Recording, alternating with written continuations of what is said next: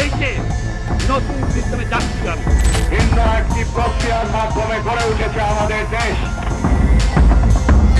প্রয়োজন অনুভূত হয়ে থাকলেও অতীতে সম্ভব হয়নি এমন অনেক পদক্ষেপ আমরা গ্রহণ করেছি।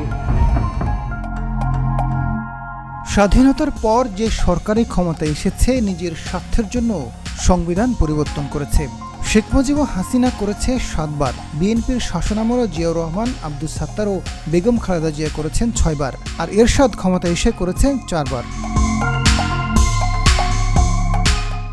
সংবিধানের এই কাটাছেঁড়ায় এখন পর্যন্ত 17 বার সংশোধন করা হয়েছে। বারবার সংবিধানের মূল বিষয়গুলোকে সংশোধন করাকে অনাকাঙ্ক্ষিত মনে করছেন ডক্টর কামাল হোসেন। গেল 15 বছরের অপশাসনের কারণে বিশ্বব্যাপী সমালোচিত হন মুজিব কন্যা হাসিনা। ছাত্র জনতা বিপ্লবের পর পালিয়ে যান ভারতে। এই গণ অভ্যুত্থানকে দ্বিতীয় স্বাধীনতা হিসেবে মনে করছে বৈষম্য বিরোধী ছাত্ররা। ফলে এবার পুরোপুরি সংবিধানের পরিবর্তনের বিষয়টি সামনে এসেছে।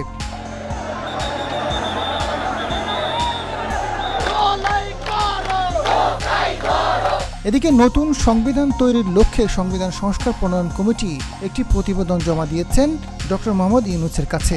এতে বেশ কিছু সুপারিশ করা হয়েছে। সংস্কার প্রণয়ন কমিটির সুপারিশ বাস্তবায়িত হলে পুরোপুরি বদলে যাবে বাংলাদেশের শাসন ব্যবস্থা। ফলে রাষ্ট্রপতি ও প্রধানমন্ত্রীর ক্ষমতায় ব্যাপক পরিবর্তন আসবে। একই সাথে বদলে যাবে সংসদীয় ব্যবস্থা, পরিবর্তন হবে মন্ত্রী ও এমপিদের কার্যক্রমে।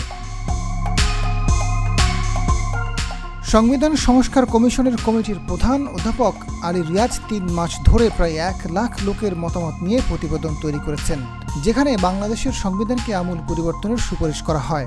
সংবিধানের প্রস্তাবনায় জাতীয়তাবাদ, সমাজতন্ত্র ও ধর্মনিরপেক্ষতাকে বাদ দিয়ে সাম্যবাদ, মানবিকতাবাদ, মানবিক মর্যাদা, সামাজিক ন্যায় বিচার, বহুত্ববাদ ও গণতন্ত্র অন্তর্ভুক্ত করে সুপারিশ করেছে সংস্কার কমিশন।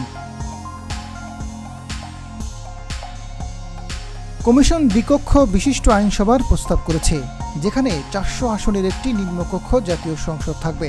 300 জন সরাসরি নির্বাচিত হবেন ও 100 নারী সংসদ সদস্য থাকবেন।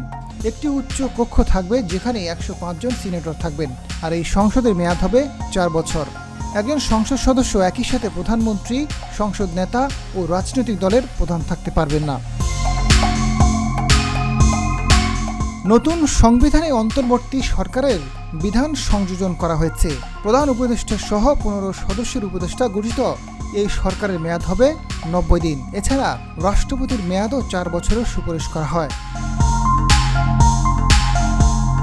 আর এই সংবিধান বাস্তবায়িত হলে বাংলাদেশের গণতন্ত্র আরও সুসংহত হবে বলে মনে করছেন সংবিধান সংস্কার commission.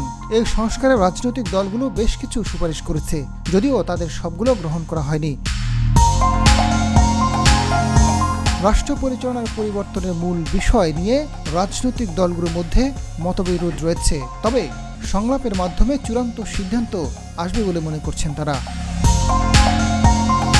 Azad Faruk, GTV news.